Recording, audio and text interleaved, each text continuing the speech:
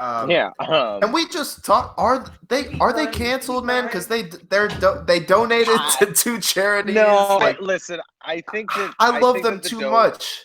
I think They really the did Doughboys. nothing. No, I know. I think the dope. Well, listen. What I said to Brennan. And I think it's very relevant because, like, Mike Mitchell, especially being Harris Whittle's friend and being on Parks and Recreation, this is very prevalent. Parks and Recreation has Rob Lowe in 4 fucking seasons. They have Right. Louis C.K., a recurring character in like 3 of the seasons, and Aziz Ansari in every season. The Doughboys are not canceled by a long shot. No, they can't be. This is. I feel like they. I don't know. Like you said. Like wouldn't.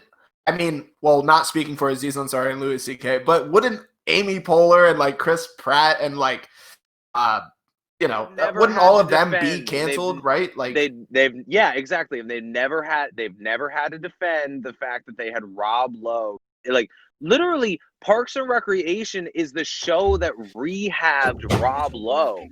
They're the show that made him mainstream again post I Am a Child Predator. Pretty much, yeah. Here we go. So yeah, in my book, I don't think the Doughboys. I really do see them as just like innocent guys, and like it's actually something I brought up to Brennan before. Is like if I found out that like Nick Weiger or Mike Mitchell like truly did something like horrendous, like one of these horrible tales you hear in Hollywood, like that would really break me as a man, like as a person. I know, right? up. Like, and I've said this before that like the reason I think I like things like animes is because I can look up to an anime character without it ever being like later exposed like, oh, it turns out Luffy from One Piece was actually like diddling kids. Like, exactly. That's never gonna happen. There's no Naruto way to was a sexualize sex anime trafficker. at all. It's impossible to do, so you're safe. Well, I mean, like, I just know the No, I author know what would you never mean, yeah. make a canon, like, Yeah. like, Yeah. well, it turns out, some fucking J.K. Rowling shit. Like, just rewriting it. It's like, turns out Luffy was a sexual predator. like, what the fuck? Like, the One Piece was, like, the act of diddling kids or something. It's like, that's not gonna happen. So I'm fine with these, like, people who aren't real being role models. Like, I never want to look up to someone who's a real person, unfortunately. Look up to Saitama. Yeah, look up to him. Well, okay? that's like, it's like, I want to say never meet your heroes, but really it's like put your heroes in the guillotine and chop their fucking heads off. Kill your masters. Yeah. Yeah, I mean, really, run the jewels. Another lesson is just, they're just people. Like, it's cliche, but like they are just people. Well, Well, do I have to say I like the Nick Weiger character then? Like, is that how I say everything? You're safe then. You can't get canceled for saying that. Brennan, because Brennan and I talked about this today. Brennan said that he was kind of like, Nick Weiger and Mike Mitchell are very successful right now. Like their podcast is incredibly successful. And so it's like they don't need Rob Lowe. It's not like they. But that's one of their biggest guests. That was like top 5 biggest guests. But they're still so big. They're canceled. Like, they're canceled. No, they're not. They're absolutely canceled. Suck my dick. Are we all back? Listen anymore. Yeah. But here's the thing. It's like Mike Mitchell and Nick Weiger. I know you're out there listening right now. We're on your side. No, we're on your side. I'm on your side.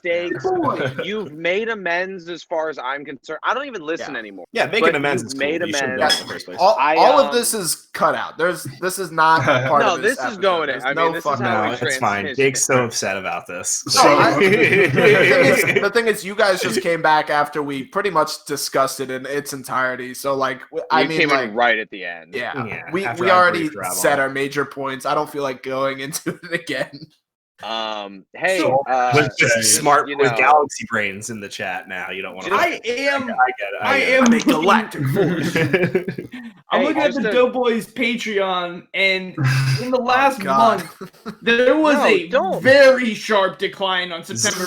Yeah. Zach's the Whoa. fucking is the Pepe the Frog with like the angry face crying behind the meme face, whatever that meme is.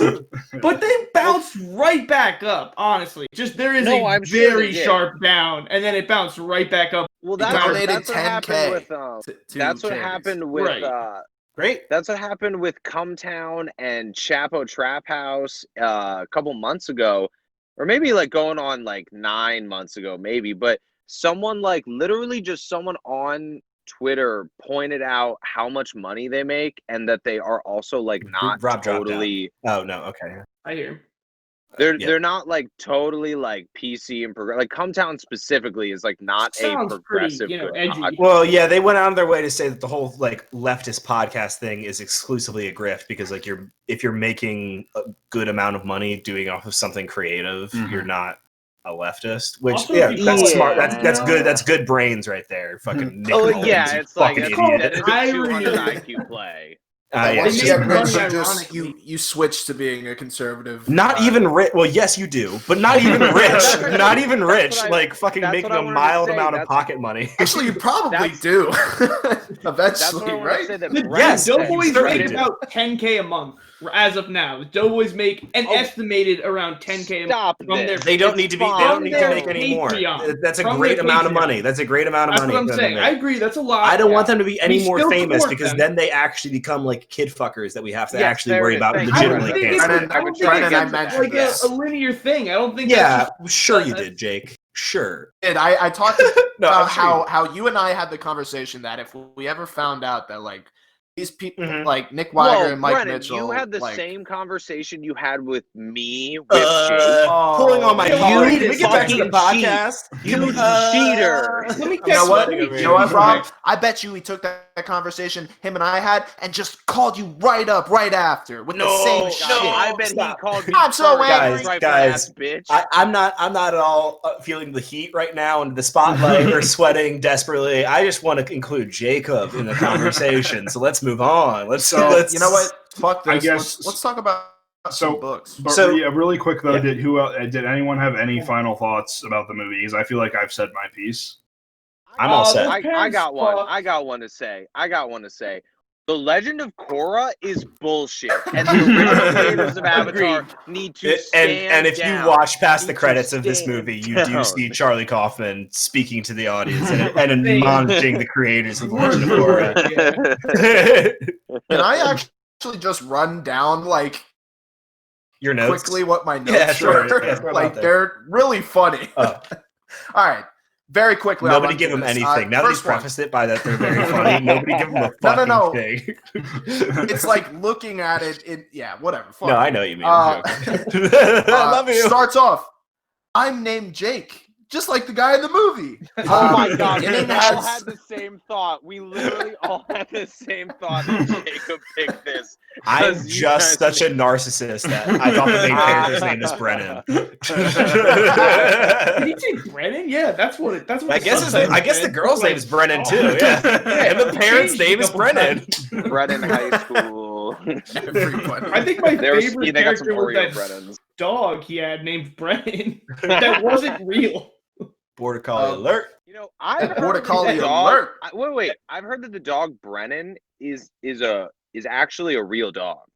No, let's not. I don't want to pull the thread on the sweater too much. Let's let Jake finish his notes before Yeah, we I unravel also something we heard- don't want to discover. Okay, Rob. I heard there's a dog on Family Guy. What? And I've heard. Well, okay. I'm sorry. Now I hate to do this. I've heard if you listen closely, Okay. the dog kind of sounds like it's speaking English on Maybe. Family Guy. What? like it's almost like if you listen to it backwards, it might say the character Brian on Family Guy is a dog. Yeah, it's I think that's word for word the joke we And if on the other episode. Absolutely. really quick, I don't want to get on too much of a tangent, but if we're as long as we're doing our old Family. our memes the one thing that we haven't touched on at all about I'm Thinking of Ending Things that I really liked that I'm shocked the none of you camera said angles? was the camera Oh. angles. And the camera angle. Well, so when you said memes there, it made me thinking. The big thing I heard about I'm Thinking of Ending Things was just like my like specific hellish Twitter that I've cultivated for myself was just filled with a bunch of people being like, oh, okay, so Charlie Kaufman got no pussy in high school. that's the big takeaway from Charlie Kaufman movies. That's a big Saying theme of the earlier, movie, he has though. a That- I weird feel like that's take on deep. love. It is like he is a very romanticized, like I never get love. Absolutely, yes. And so I have But you created can this exchange world. those words, and it's still true. For sure. Hey, listen, legalize prostitution so Charlie Kaufman can fucking get laid. Yeah, And the stop government making movies can like step in this. at a certain So point. Charlie Kaufman Don't can make- make a fucking Die Hard or something like make that. a Transformers movie like Yeah, Michael yeah. Goddamn Bay. That was also my first Yeah, thought. be a real filmmaker like Michael Bay. But anyway, Jake, what were some more of your notes? Okay. Yeah, it starts. Yeah, I'm named Jake, and then it goes. No. The beginning has the aesthetic of of a Disney movie. Like the very beginning is like this, like A Winter Disney movie Wonderland. feel when she's Oh, out, yeah. yeah, with that hat, Yeah. standing waiting for the car. And I Midsummer was actually trying to vibes. find. Yeah. Well, Beginning of that's- Midsummer vibes. Yeah. Sorry, yeah. Definitely that. Great false chemistry between Jake and Lucy. The synchronicity is off in the convos. And then 17 minutes in, the poem is for me. Fourth wall break alert. Oh, stop looking that's- at me. Stop looking at me. Where are my notes? Don't look at me. I don't like that. Where are my notes? I wrote down that Jesse Plemons does not like this poem. Well, I wrote down that maybe I was just being sensitive. I was like, I think he thinks it's about him because I would think this is about yeah, me. same. And then he's Yeah, like, yeah, he it's did, so yeah. that's Yeah. great, but that's about me, right? Actually, and I was like, I thought it was about me. Really quick, one other subtle thing that I didn't pick up on until this most recent time I watched it is actually really quick about the poem. Like that's one of the earliest signs I think, because again, it's hard for me to. That's why I wanted to hear your guys' opinions on it, is because I was coming into it knowing that we were going to eventually reach the conclusion that neither of these two people are real, and this is Right. just what's going on inside the janitor's head. So Yeah. I was looking for little nods to them being little hints to them being the same person. And when he's like, it's like he wrote that about me. Like, Right, like yeah, that's the first yeah. big indication. But also the original thing I was going to say is, whenever she monologues, specifically when they're in the car, Jesse Plemons is constantly interrupting her monologues Mhm. and cutting Yeah. her off. But if you Oh also my God. beyond that, if you look at the way that he acts as she's going on these monologues, he's constantly glancing at her and reacting to her internal monologue, which I thought was Yeah. a Oh, really, right. really good touch. Well, I when she wanted first that. says that, when at first her like internal monologue slips, he's like, "You say something." It's like I don't. As the audience member, I was like, I don't think she said that aloud, did she? No, definitely not. And I then it's watched like, with subtitles on, and it was in like parentheses. yeah, well, Yeah. exactly. Yeah. Definitely I also watched the like- subtitles on, and that was Yeah. what was also that's how I They noticed always the called her young young woman thing. woman. That's It what was was- tripping me yeah, up when yeah, it was the the young young woman woman. thing. Yeah, that was my Um, fault. Well, something I wanted to I had this kind of connection I made. I don't know who's seen Lady Bird in here. Hell but yeah! Mhm. King of the in Hill, Lady their dog. Bird, Yeah. they made Lady Bird is in the movie Lady Bird. Brian is a dog. I think he's In talking about Lady that's a Hank Bird- Hill. That's a King of the Hill reference he's making. Oh. You're confusing what your it was. fat alcoholic American cartoon dads.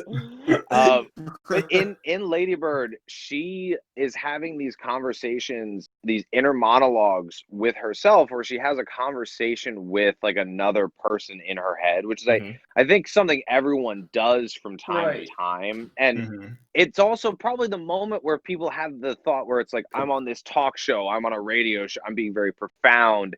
And so that is something I felt with what you're talking about, where he was interrupting her, where it's like, oh, like when I'm having a conversation with myself, I'm always the smarter, more interesting person in the Mhm. conversation. Strong Yeah. man. And Yeah. so I'm always coming in with a well, actually, or a but, like it. And I'm sorry, I'm maybe not vocalizing this well enough in the end here, but I love I it. felt very strong, like this, like she is reverberating off of him, well, in whatever way. Mhm. Hell yeah.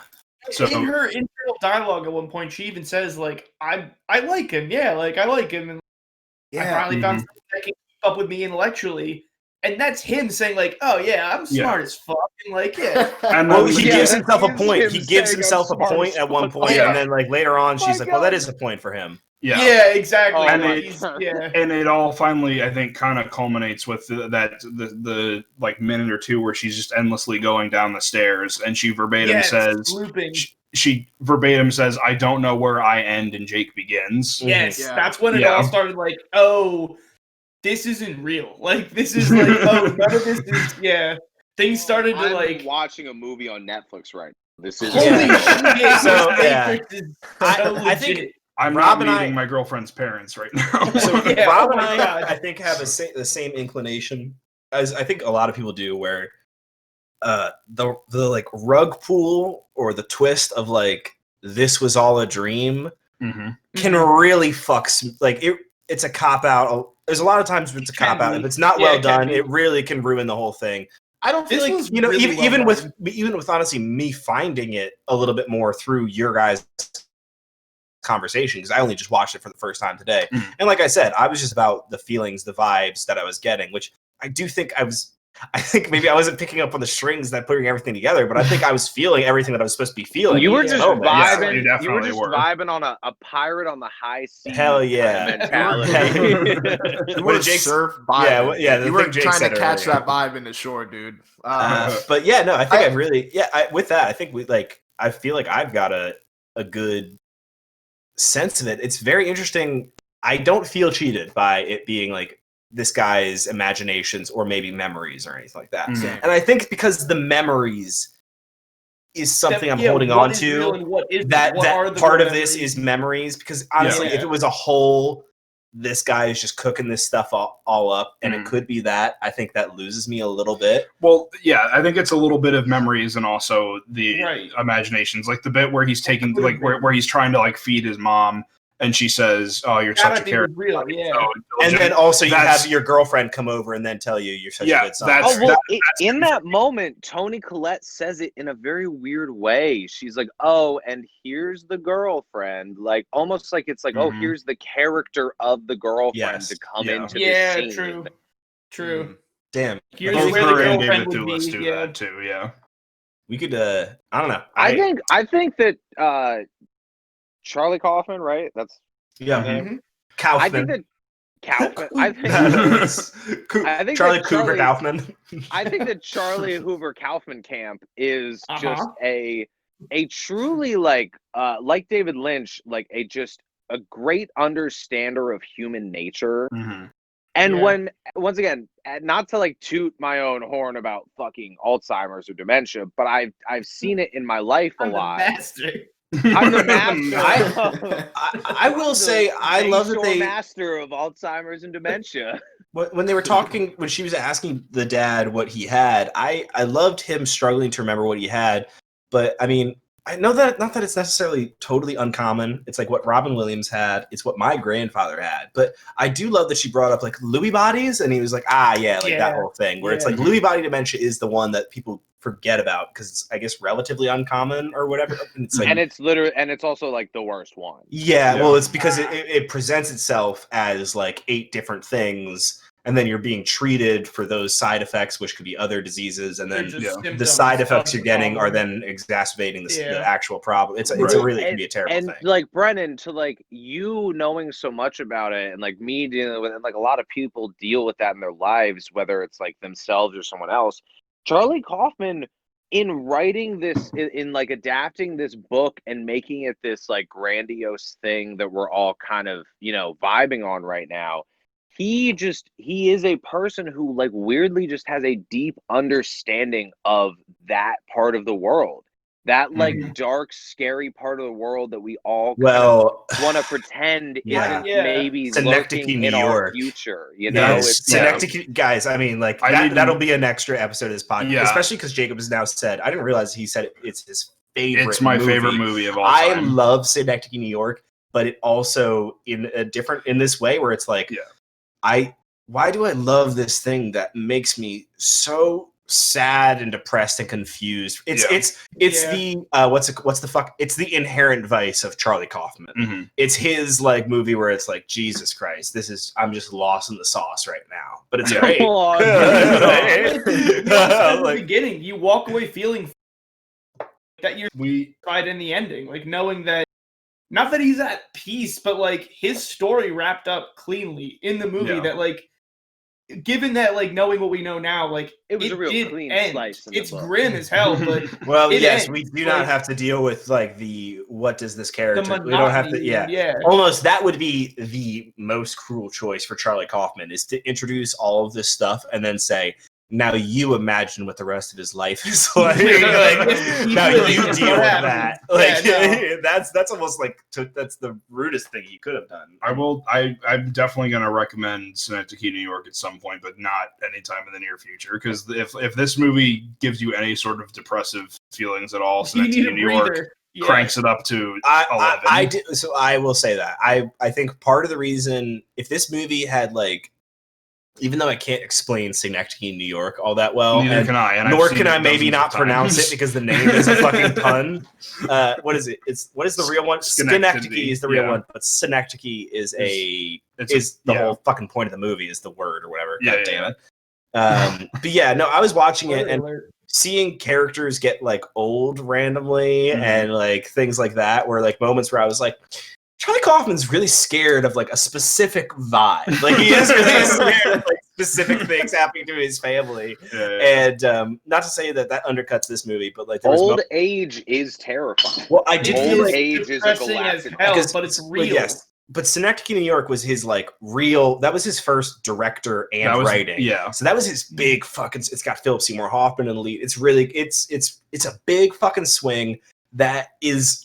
Kind of I don't want to say it's like a meh because I like it personally, but it's this thing where it's like it definitely hits everybody differently. And I think that fucked him up a little bit because people didn't respond to it as positively as they had responded when he had made movies that he gave to Spike Jonze or Michel Gondry, to like adapt. In the press for, I'm thinking of ending things. One reporter asked him, so what else have you got going on right now? And Charlie Kaufman said, well, I released this book, Aunt Kind, which is a comedy. But he goes on a tangent, but the point that he makes is he says, it always kind of bothered me because when I was writing Synecdoche, New York, and when I was filming it and when I released it, I always thought of that movie as my biggest comedic effort ever. Yeah.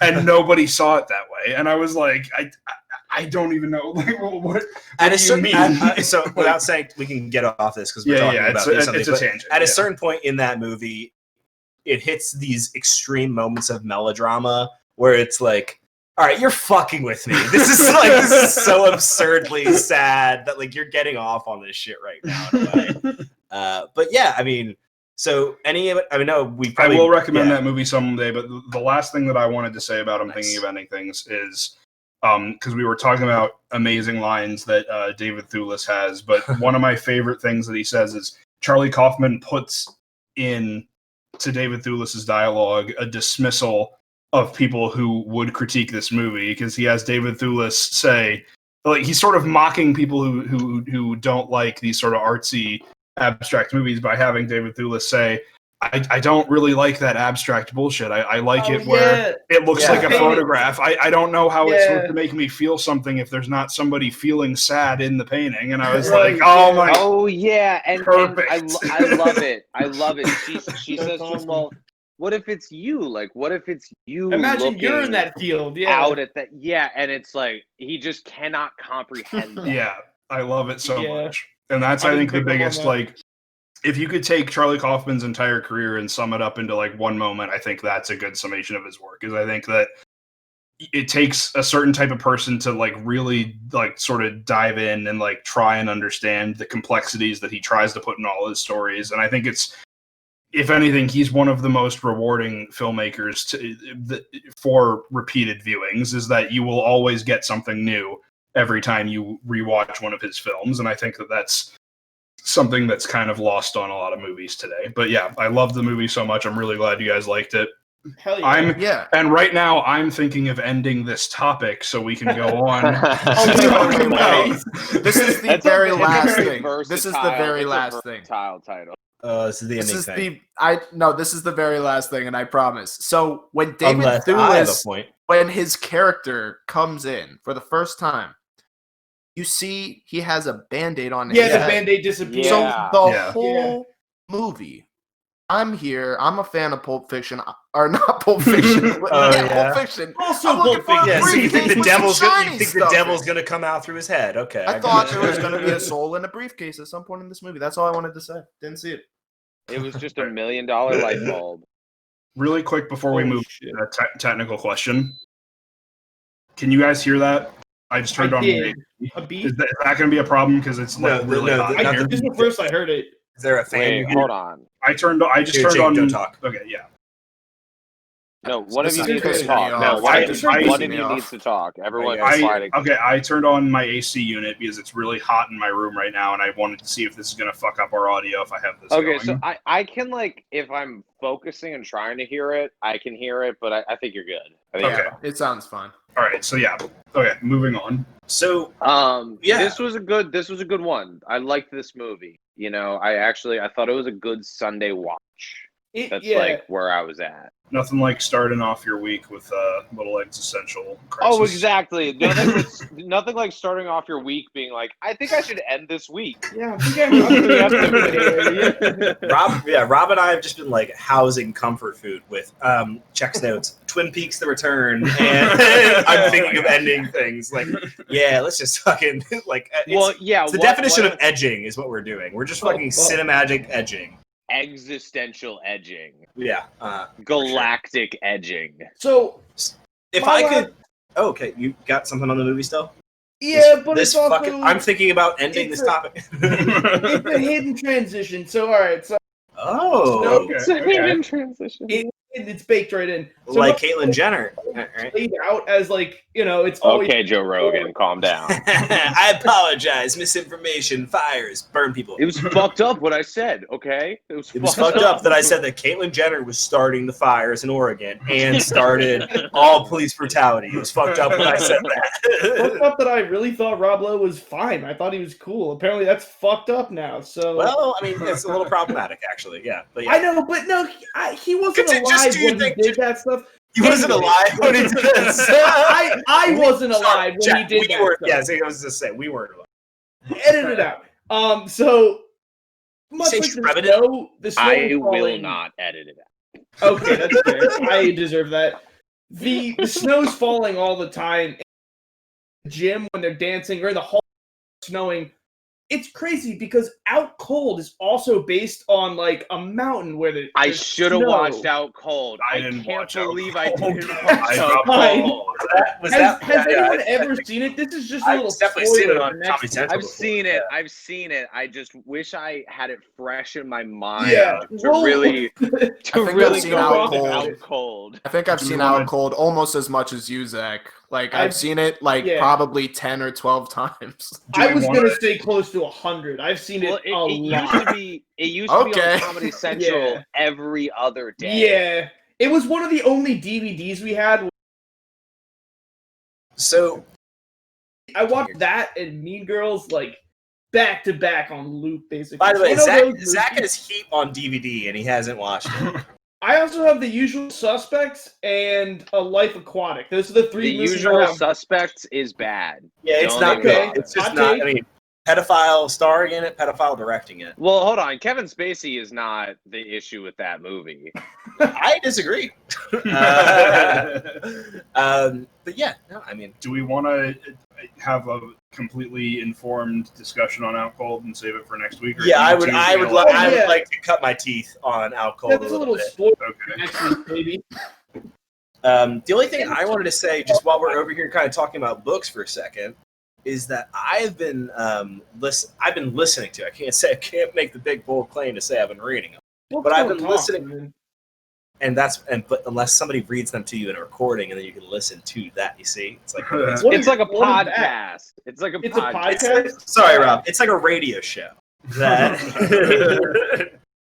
I've been listening to Children of Dune, which is the third book in the Dune series. And I think we're going to have a Dune episode This a is little bit farther long-term down the spoiler. line. Yeah, this is a long-term spoiler. Hey, you I'm not promised spoiling big anything. things in episode No, 3. just for our episodes, for what we're gonna do. This is a spoiler to the fans. Yes, exactly. Spoiler alert.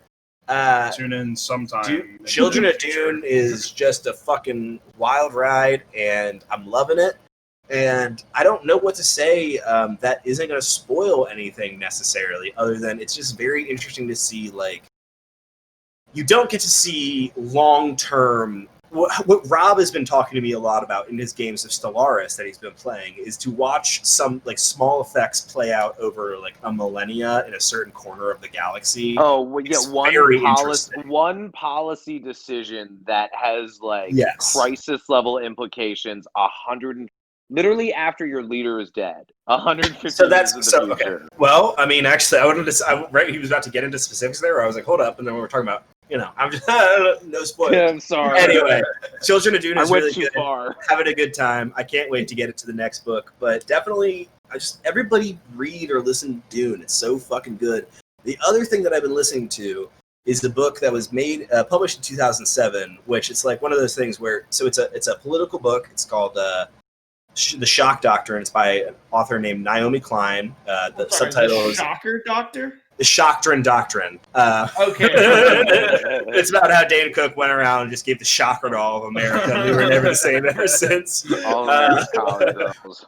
It's a very interesting book, and it's about like what got us to the place we're in at this point of the world. And I think with a lot of political science and history books, it's kind of like when you say, we're in 2020 and this book was written in 2007.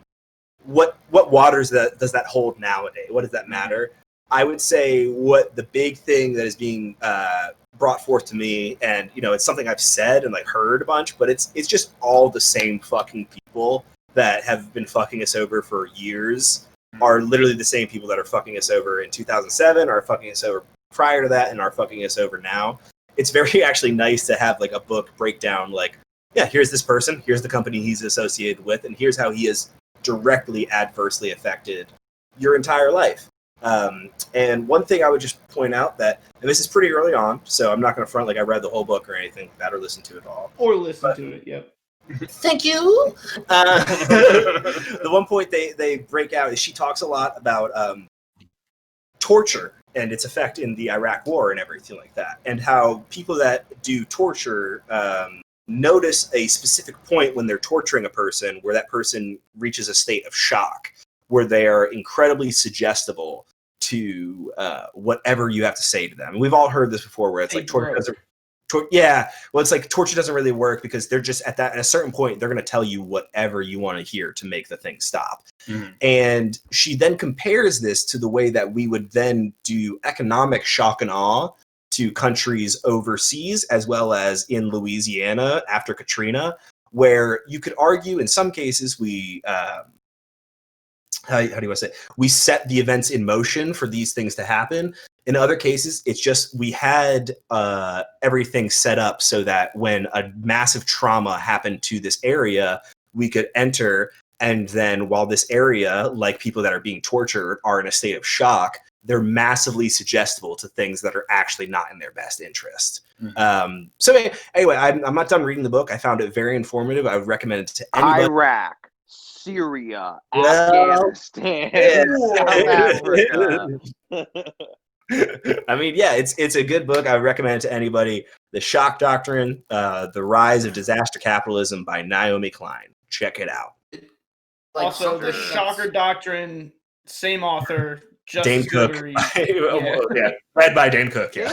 Yes, yeah, absolutely. Something that is like kind of associated with that, like just the whole like they're suggestible, like when things are they're I can't even talk right now. Basically, when they're in shock, like they'll just say whatever the people want them to say. I think something like that just happened recently. Like Dana White, like that's like the head of the UFC. Yeah. I don't know. I probably know about this from a Joe Rogan thing, but it's like there was a wrestler in Iraq recently that like was protesting and like Dana White for some reason noticed this guy. Well, didn't he just get a death penalty? Is that what you're talking about? Well, he actually he like got basically put on the Dana White on got the what death would be penalty? death. I'm sorry. The wrestler's name was, I think, McMahon's Naveed Afkari or something. Dana White has to enter into the Kumite. Oh fuck! He tried to reach out to the president of like Iraq or wherever and say like, listen, like, please, like, is there anything I can do to like get this guy free? Like, he tried to get Donald Trump to help him, and apparently Donald Trump actually did send out a message to the Iraqi president, like being like, don't execute this fighter. Donald Trump loves Dana White. And I loves guess. UFC. Well, no, he literally Joe Rogan to moderate the fucking debate. I mean, so Tyrone Woodley, not to hijack this, Tyrone Woodley had a fight against some just white nationalist asshole UFC fighter. And Tyrone Woodley did a press conference before the fight where he wore a Black Lives Matter shirt. And every time he was asked a question, he said, oh, well, like, I'm just really excited that Black Lives Matter. Or it's like, that's a really interesting question and Black Lives Matter. So, it's like making a huge point about it. And Tyrone Woodley lost to this white nationalist UFC fighter. And on live television, Donald Trump calls this guy right after the fight. Donald Trump, the president of the United States, calls this guy and is like, hey man, you're a really good fighter, man, and that was a really tough fight. I just left a rally with 35,000 people to watch your fight. It's like what I told the people at the rally, I had to watch the fight. I had to watch this fight tonight, and I'm just so happy you won. And it's like, it's the most despicable fucking thing. It's the most disgusting thing. What I wanted to say was like involving that whole like execution like thing, like it actually didn't go very well, and the reason being is because it's believed that they tortured this guy and like they got him to say something that was not true. Like they got him to say he was like destroying the government's supplies and stuff like in the protests and like all this. And it's horrible. Like I feel like it's one of those.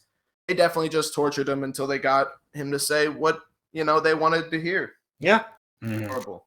Well, I mean, can we talk about Donald Trump hearing the news of the passing of Ruth Bader Ginsburg while Tiny Dancer plays in the back? Hey, the same week Cardi B files for divorce with Offset.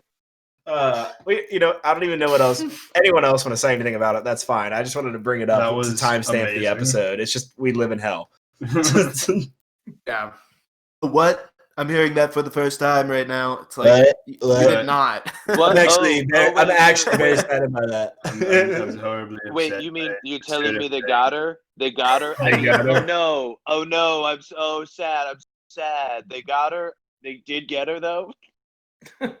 Wow, I'm sad. My emotions, they're pouring out of me. Excuse me. Nobody's ever had emotions like I'm having. And now I'm crying, and now I'm crying on national television. Tears. I have to turn around. I'm so surprised my entire life. I've never been so blindsided by some information that I was definitely prepped for. This is slowly, slowly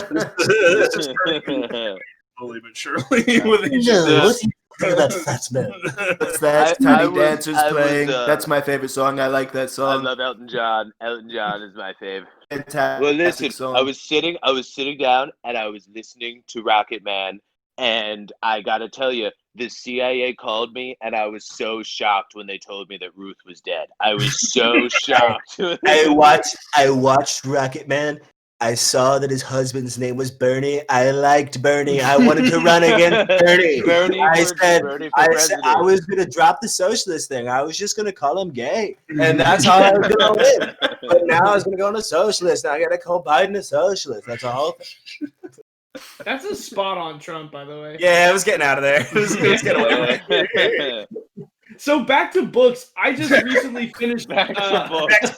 What are you, school? Something Donald Trump has never said. I know that's back to the cheap ground to tread. Let's get back to the reading. I recently finished a Stephen King book, The Long Walk, which was from, I believe, like the 80s or And so. I would walk 500 miles.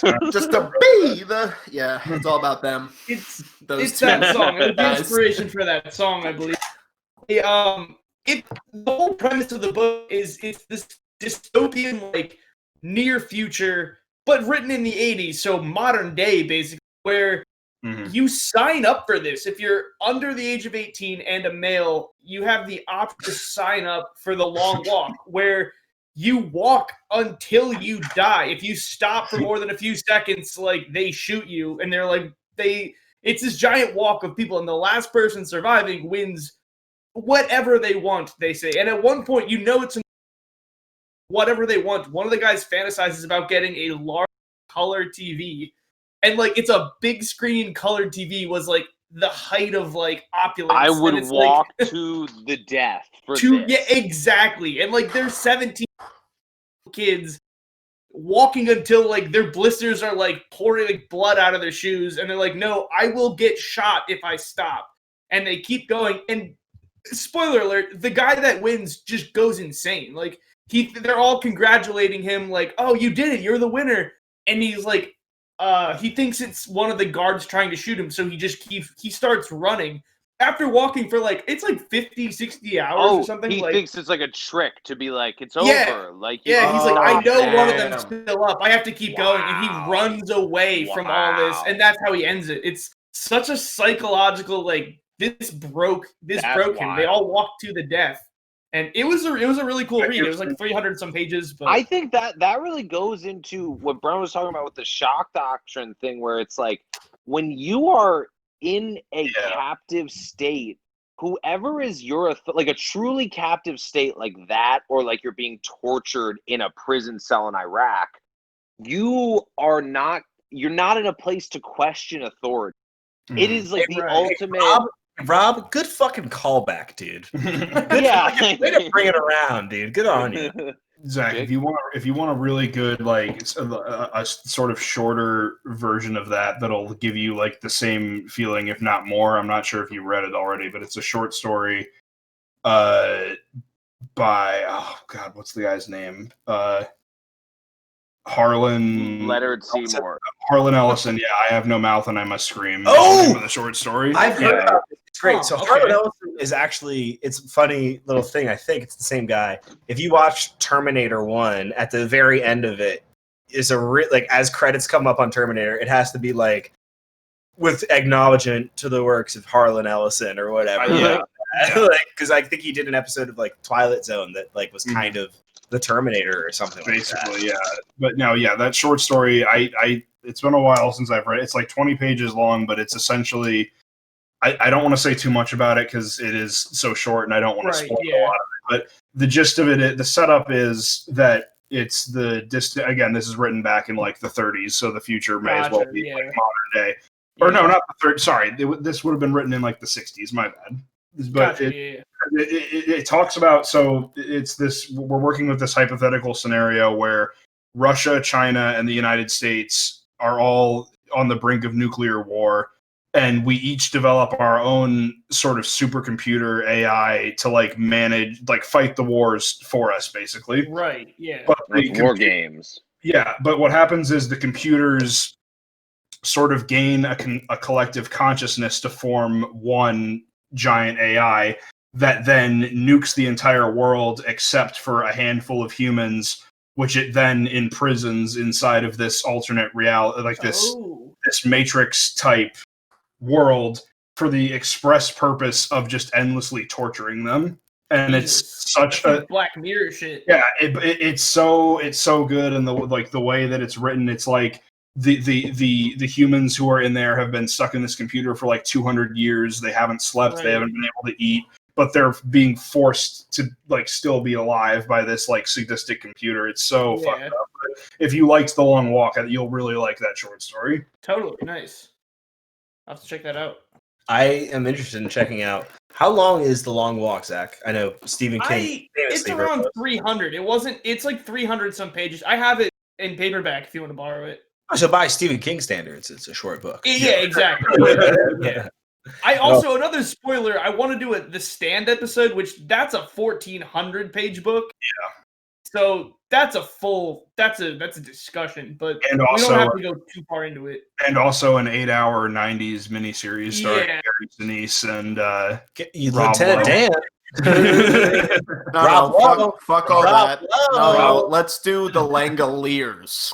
Oh, my the God. Langoliers! That was a great short story.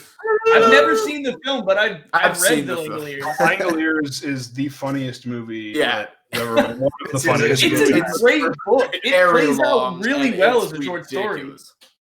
So it's about the trouble As a with movie, Trimble, right? I can see it being not almost good, like not good. too much to handle as a movie where you're not going to like put this on a screen well, but like reading it and picturing everything, it really plays out as a really suspenseful short story where it really like you're encapsulated in this. You're like, oh wow, this is actually like, it's not believable, but it's still like you want to believe the world. And I can see it being in, on a screen where it's like, yeah, this is either bad CGI or bad whatever. Oh, it's not the going to worst. be the It's same. the worst. Yeah, like And it's so funny. yeah, so that takes it in a different direction. I'll be real though. Sometimes, like nowadays, like watching like off-putting old CGI is like, especially if it's trying to be a horror movie. When you watch it now, it's like this is the most horrifying thing ever. No. Is that the 90s Yo, CGI it's not even- that open up out of the sky. It's not even Spy able to Kids- do that. Spy Like it's Kids like 1. PlayStation 1 starts up or something. That's so funny. Yeah, it's crazy. Just polygons. Well, Yeah. it's Spy Kids 1. It's the finger people in Spy Kids Oh my 1. God. Oh yeah, That's what Those hold up. yeah. Those hold up. I think. I Those are don't now. know. Those are the things of nightmares. That's not. I would say Shark Boy Lava Girl, George Lopez robot is a scarier image. Thank you for Me and- transitioning it. So, Jake Demansky, you read the Shark Boy and Lava Girl novelization for this week's discussion, right? Yeah, Well, the that's, H.P. that's what I wanted to talk about. Yeah, Dive it's in. another Eldritch horror. And pretty much, Yeah. The Eldritch It's Horror about- Cast is Yeah. what we're still Shark Boy and Lava Girl. Shark Boy, Lava Girl, H.P. Lovecraft, Color Out of Space, and meeting your boyfriend's parents for the first time. Jesus Christ. Spooky. That's spooky. That's pretty spooky. yeah, we're the spooky podcast. Does anybody, I mean, we can all talk about some video games if we want, but I honestly think we have a lot of podcasts to kind of cipher through here, Oh, especially yeah. if Rob's going to be editing. I mean, Okay, Uh, Rob. I mean, well, no, it's like we gotta, let's keep going. It's content, It's not- baby. all right, yeah. It's not. It's like I don't have to cut out much. I literally just have to. I cut out, myself am going to go to the bathroom, but you Yeah. guys keep talking. Okay. Pee Yeah. break number 2. And Rob, again, I know I said it, and I trust you and all that, but if you could just that bit where I very clearly said, "Can you Yeah, please?" edit this Yeah. out. If you could, I, That really wasn't a joke, Rob. No, so I'm gonna I think the end of that after we're kind of past like talking about it personally. Yeah, no, I totally like- agree. I just would like that I'm gonna one use it- sentence. Yeah, no, I Yeah. absolutely. To touch on that, Jacob, though, I also I connected really, really hard with the movie for like the same reason where it really spoke to me. The movie was like it sounds weird to say touching, but it was like it Yeah. hit home. It really hit home. It was Oh, it really felt well good. told into Because like there the is- darkness. There is a line, I don't remember exactly what it is or who says it, but I think it comes towards the end where somebody communicates the idea of this is only happening to me and nobody understands. And I that's one of the reasons why I liked it so much is because I felt like I was That's that how you janitor. feel. Exactly. Yeah. It was everything that he was like saying, or all of these thoughts. I maybe I haven't had them, but I've thought something similar, or I've had Right. that idea in my head, and I'm really glad that it resonates on that It- level. It really hit home. That movie was I really, really enjoyed it. Like artfully done. I'm glad It was you like liked just real like not I want to say accurate, but it was such an like I guess I want to say accurate. It was such an accurate for how it actually is, in not the way where they're over like dramatizing things and like making People it are like gonna miss me. 13. yeah, like Wow.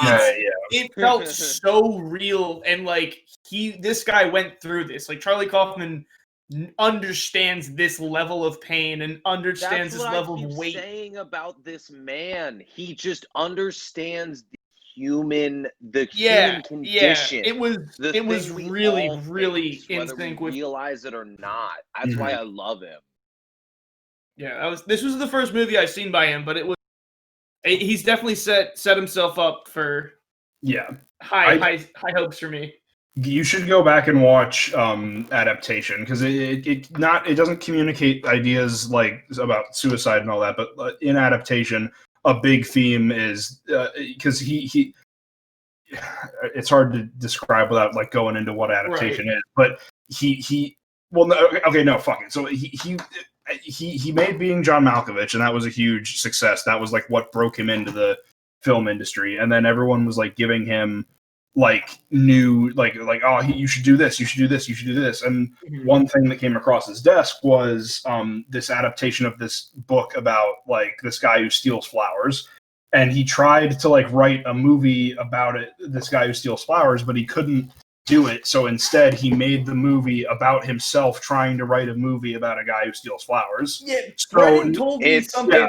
Yeah, adaptation. It's an adaptation of like him struggling to make the adaptation.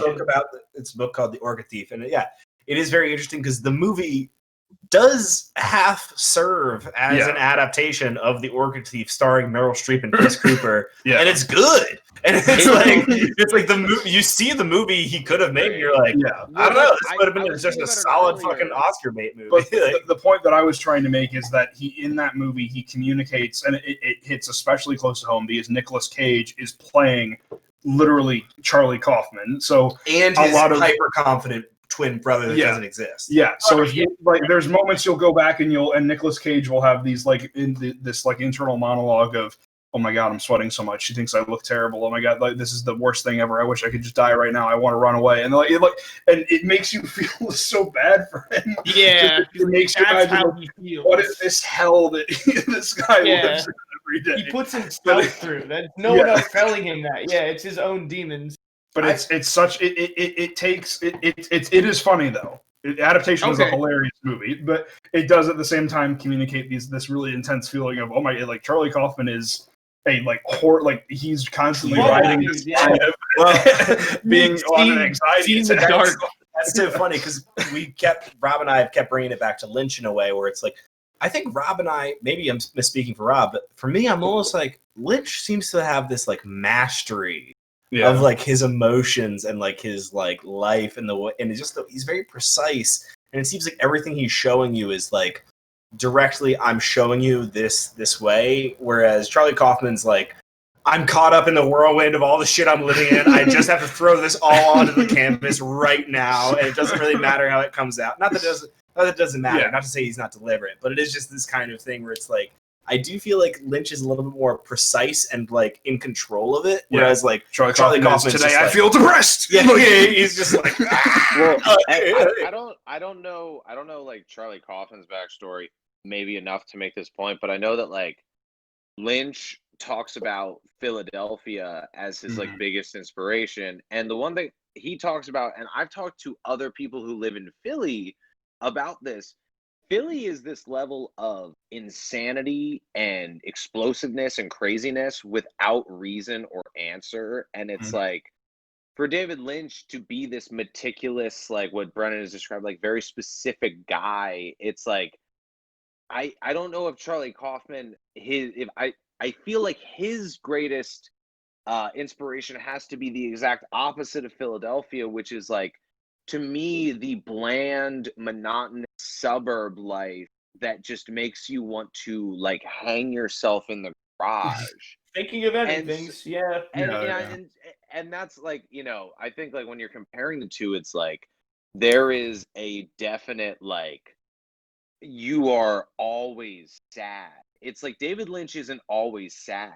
Like that's his. It's like you'd think maybe he is, but he's not always. He's sentimental and he's saccharine and he knows everything, but he's not always like melancholy. Which, as much as I love Charlie Kaufman, in like even even the stuff where he's not the director, and it's like you could argue it's a little bit more palatable.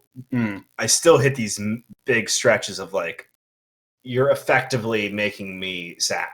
I'm sad. Thank you for doing that to me. This is very fun to watch. I'm sad. I'm susceptible to the thing you're doing right now. Yeah. Which, not that Lynch doesn't also play on your emotions. I feel like I'm doing them both a disservice by making any comparison between the two because they are so vastly different. But when I think of this surreal, dreamlike kind of thing, it is what comes to mind. Similar, yeah. Well, they both touch on the indescribable, I think the swing set in this movie we watched is like a good example of just there's like I think Jacob said it earlier, there's a lot of like it just like what is this thing? Oh no, it's gone. And we're moving on, you know? So when I was watching, I'm thinking of ending things, and we were having the musical fight scene. I was specifically thinking of, and Rob, and I'm going to say this in just the most general terms possible, but I was specifically thinking of the second to last episode of The Return, and I was thinking about this, like, this is what you fucking want, isn't it? This beautiful thing, and then an immediate kind of like, but that's not what you deserve or what it really is. And being caught up in the beautiful thing while it's happening and being like, this is so weird and kind of a little too fulfilling that I know the other shoe has to drop at some point. And then it just drops, and that's fucking not Jesse Plemons is getting shanked. And it's like, all right, here we are. I mean, by himself, literally. Yes, killing the version of himself that he fantasizes about. Yeah, which once again is like, you know, I mean, I don't want to say and like, I don't. The biggest testament that made me very happy. Yeah, the biggest testament that I can give to Charlie Kaufman with this movie especially, but in a lot of his work, is the one thing that I consistently feel. I definitely feel the sadness, and I definitely feel the depression. That's definitely, the melancholy is prevalent in everything that he does to some extent, even the more comedic movies. But whenever I watch a Charlie Kaufman movie, there's at least one moment where I go, I don't know what emotion you're trying to communicate right now, but I felt that. Like, you know what I mean? Like, there's ideas and thoughts that are communicated where you're like, I've had that thought, even if I didn't know that even if I don't know how to put that into words, I know what that thought is, and I know that I've experienced that and felt that. And one thing I would say with Kaufman, and maybe, once again, doing a disservice, but just linking it back to Lynch, I think there's something about how, like, just for lack of a better word, weird these guys are, that, like, when you're an actor and then you go through like the ringer of like having worked with them, I think you're just a better actor on the other side of it. Like, I just think that's just what it is. It's like, once you've gone through that, it's like, well, you leveled up a little bit there. There's nothing, nobody can take that away from you, you know? I agree, but I will say that like Matthew Lillard coming out of Twin Peaks: The Return did not get What are you talking about? You mean he should have gotten a bigger dap for it? He got fired from being Scooby. No. He did Twin Peaks: The Return, and he got fired from being Scooby. I'm saying there's an interview of Matthew Lillard after The Return where he's very like sacrilegious, like about like Lynchian stuff at like a don't tell me that. Matthew Lillard was Shaggy, right? Yes, and I love Matthew Lillard. I really do, but he is like clearly does not subscribe to Lynchian stuff, because he even says in a weird way that like makes everyone on this panel of Lynchian actors like kind of like is like, shut up, dude.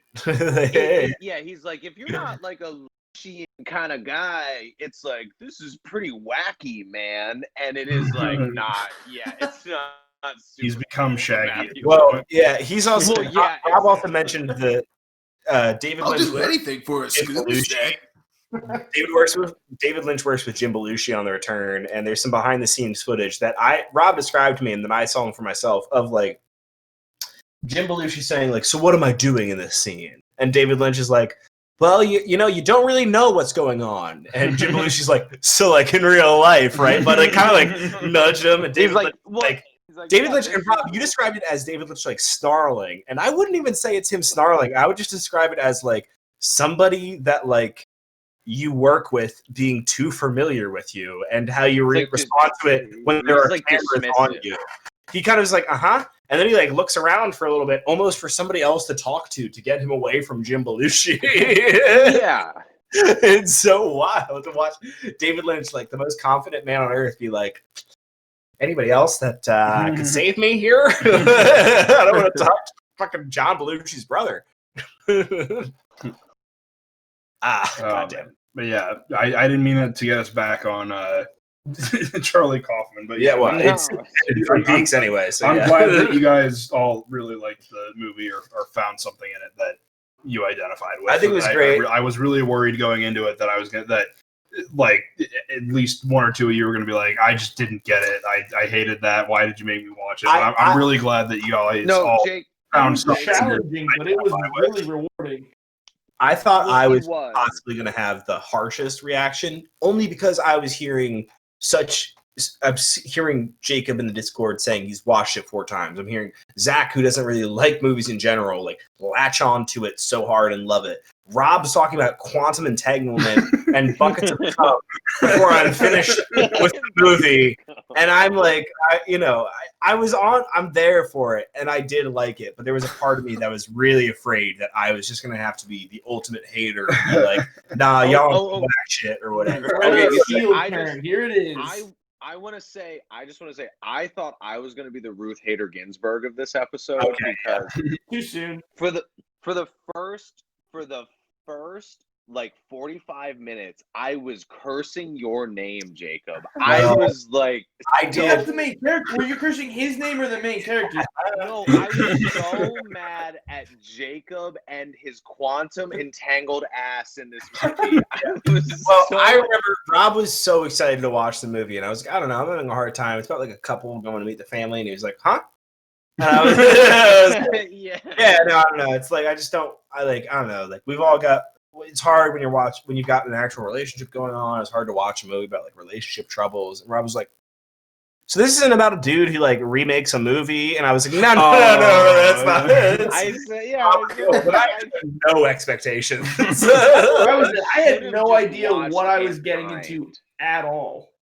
I mean, I didn't. That's the thing. If you even with a Charlie Kaufman or a David Lynch movie in this way, where it's like you could spoiler the whole fucking thing, it's still not. It doesn't matter. Yeah, it's not. It's the same thing as a roller coaster. You could tell everybody where all the drops were, but like you don't know what that's like until you rode the thing. Exactly.